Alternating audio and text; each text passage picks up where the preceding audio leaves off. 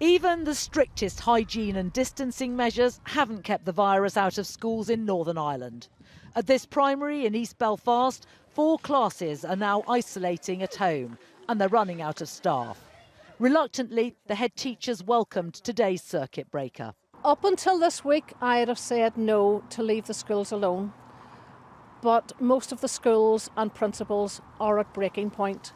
All the risk assessments, everything we have done to keep everyone safe, we're working. But I know that's not enough anymore, and I can't stop it being brought here into school. Despite the urgency, reaching consensus at the Assembly was difficult. Discussions went on until after midnight to thrash out a package of measures acceptable to all parties.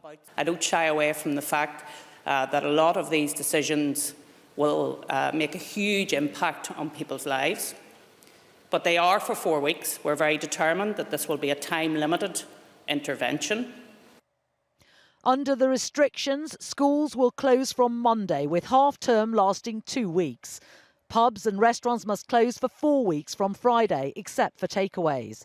Services like hairdressers and beauticians, where people are in close contact, will be stopped. And at weddings and funerals, 25 people can go to the ceremony, but receptions and wakes are banned. The crisis is now so severe here that they've reopened a floor of this tower block at Belfast City Hospital to take some of the most critically ill patients. This is Northern Ireland's Nightingale facility. It takes the overflow from hospitals when they're running out of intensive care beds. That happened yesterday. Yvonne Stewart's father died in September. He was being treated at Craigavon Hospital, but while he was there, John Fleming caught COVID and never recovered. My dad has lost his life because people are not taking it serious. Wear your mask, wash your hands, keep away from people, don't mix. We won't be in this position. Well, guys, news from Stormont today is that we'll be closing at 6 o'clock on Friday. An emergency staff meeting at Copey Restaurant in Belfast city centre confirms their worst fears.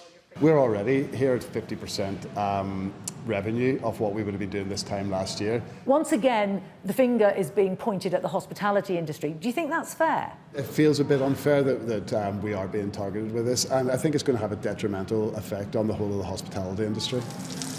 Takeout meals have been a lifeline for this kitchen, but many other bars and restaurants say they don't have the cash reserves to survive a second shutdown. So finalising the details of this circuit breaker have meant that politicians have had to walk a fine line. It means that while hairdressers can't now operate, people can still go to the gym as individuals, but they can't join classes. It's left people with a lot of questions about exactly what they can and can't do. And it may not be called a lockdown, but people here certainly feel that they've returned to the bad old days of the early stages of this pandemic.